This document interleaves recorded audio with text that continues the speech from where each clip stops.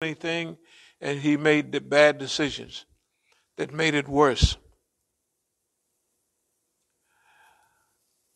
Right now, the United States of America is in bad shape, and everything that happens, they make it worse. Like when you look at California, both north and south, when you look at on books and on TV, and they have that World's Fair thing in Seattle, Washington, right? And it has the roots down, and it's like dope roots it's feeding on. That rotten roots is finished. The West Coast that used to be, oh man, go to California, Golden California, man, that's the place to be. And we went there during the golden 50s. See, they had the Depression, the Roaring 20s, they had the Depression 30s and the War 40s, and then they had the golden 50s. The 1950s would probably be considered the best time to be alive in America. They had won World War. Or it was, they was lynching a few folks, but I mean, you just imagine. When we went to California, when I went to California, I mean, all of a sudden, only thing I used to see in the summertime when they would drive cars, you could see way off in the distance a big plume of dust going behind it. You know, kicking up dusty roads. In the wintertime, you couldn't hardly drive because the cars had them big old, tall, narrow wheels. The trucks had winches on them, you know what I mean? The trucks had winches on them, so if you get stuck, which everybody did, you know, and they had shovels for you to throw stuff under there because it was roads. The roads was muddy. The roads was dusty in the summer and muddy in the winter. And big old tall, skinny tires, not big fat tires like they got now, but them skinny, narrow, tall tires, and they go right down in the ground. The more you spin them, the quicker they go down. And then I come out to California, and all the streets was paved. And you could walk to the end of the house right there and flip a switch, oh, the lights would come on. Now, I would be lying. We did get electricity in 1951 years at one place before we went out there. But everybody used kerosene lanterns, outside toilets. You mean you push a button and go on out somewhere? I'll be doggone. Then if you want to go somewhere, you just walk and take a nickel and you catch a ride on the bus. And they run all the time. And you just get on the bus and ride. Of course, we didn't ride much.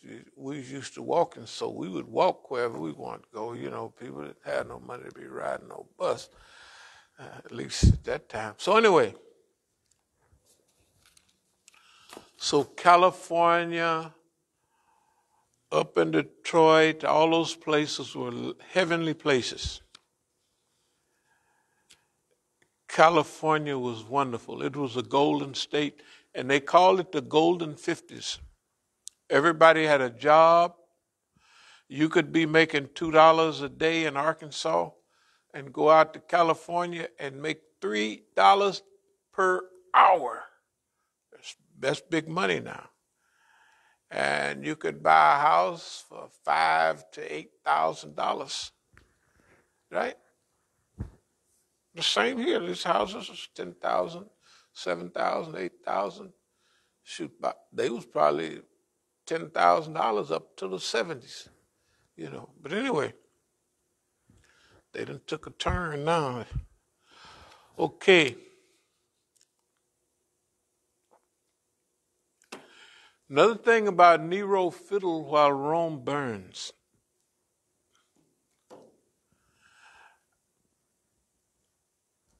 We've all looked at, can you turn the heat down just a pinch? We've all looked on TV and we see poor California, right?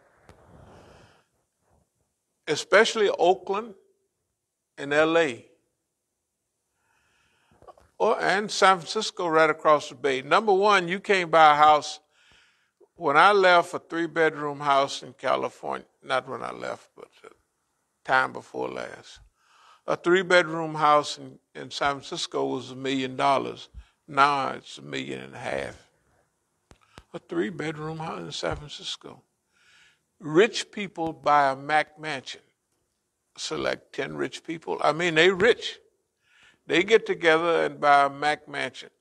If it's 5 of them, and they all get a bedroom, and they all get they get the house together. They don't buy the house together. Why? Because they're rich and they can't afford it. I mean, houses are like in California right now. The ghetto houses is $600,000 or $700,000. This is what they are. The other thing is,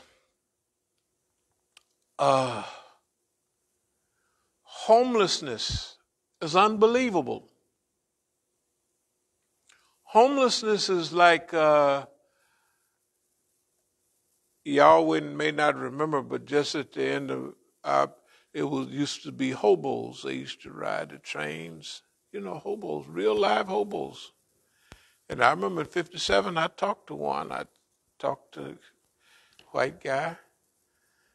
He was a hobo, and I just talked to him and da-da-da-da. But they used to have them. They used to have hobos. Hobos was coming back. Why? They used to ride on the train. They didn't have nowhere to go. And then they would go out to California. And California got so tired of them, they started closing. They started searching the trains coming in.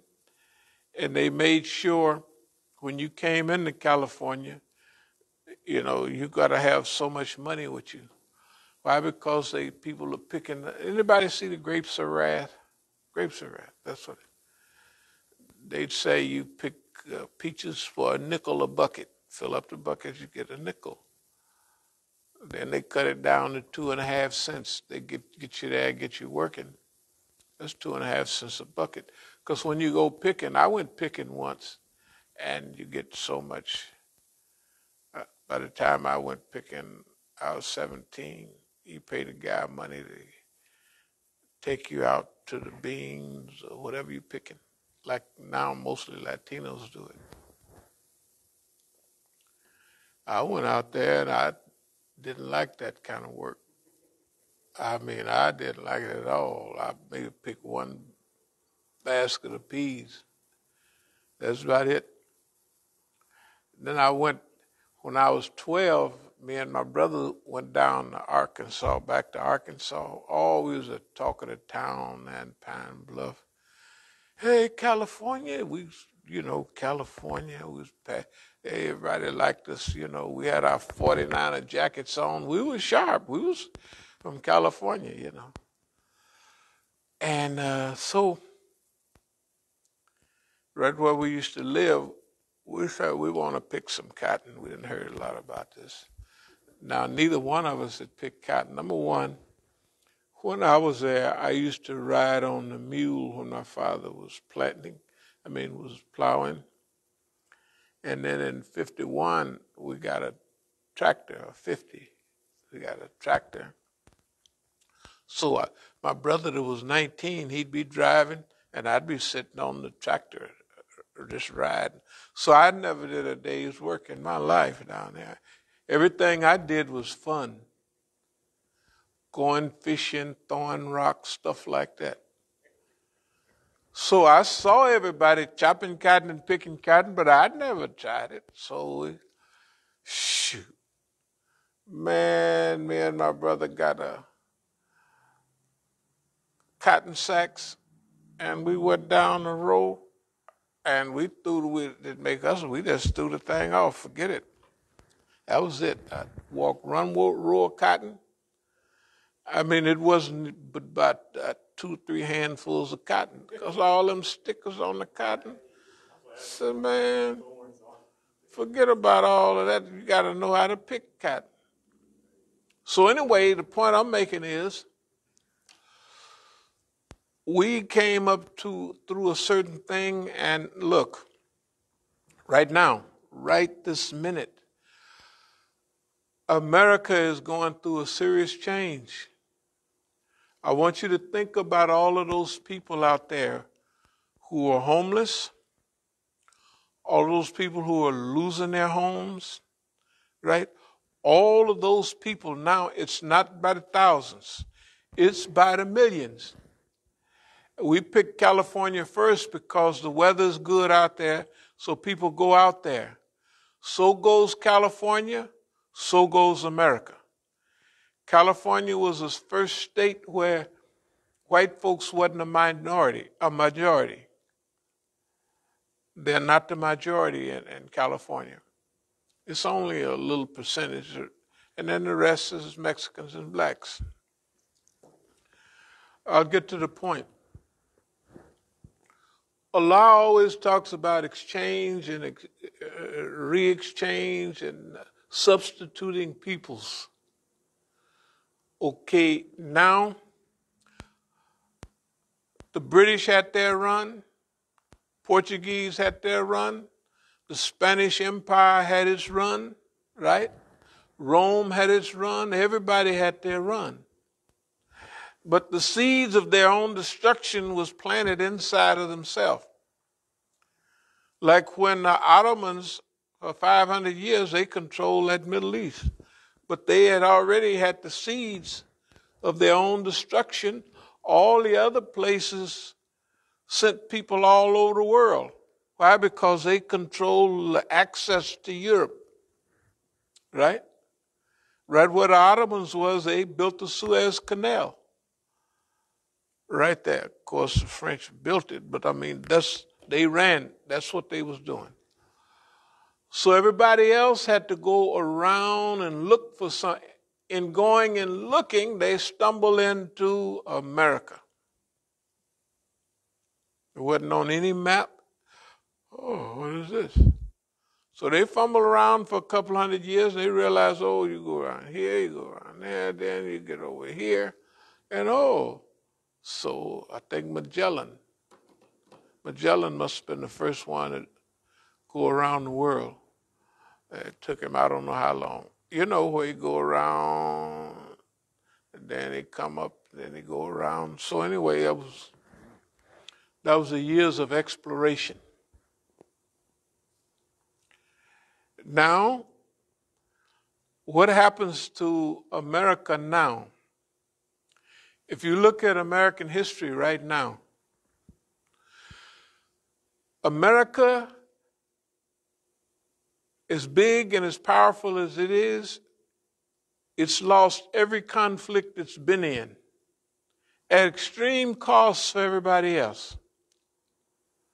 They paid. I mean, if Vietnamese, they might have lost 3 million people. The Gulf Wars, the couple they fought in, they just blasted Saddam out of the water. They commit chaos everywhere they go. But in the roots of that is their own destruction. Right now, Nero fiddling while Rome is burning, while America is in total chaos and destruction, the white folks send other 2, 3 white folks go out of space. And what do you think about? What do the people think? Think how these people, they've lost their homes. It's not thousands anymore. It's huge expanse. Y'all seen some of the stuff. Well, that's just Northern California. What about the other cities in California? That's what happened in LA. They got San Diego, they got other towns, and it's not only Seattle, Washington. What about Portland, Oregon, all those beautiful cities, right, that have modest weather? Nice places, beautiful places. packed with homeless people. And now the government is not doing anything about the homeless people. You see what I mean? Okay, now you and I, that was a time when you paid 25% of your salary was usually for housing. Like when I made $400 a month, my rent was $100. For a nice 2-bedroom, wall-to-wall carpet, yeah, I was 65. That's what you paid 1/4 a year. Now people pay. I hear people pay half and more. Is that true that people pay half and more? Okay, you got to think about this. Once you get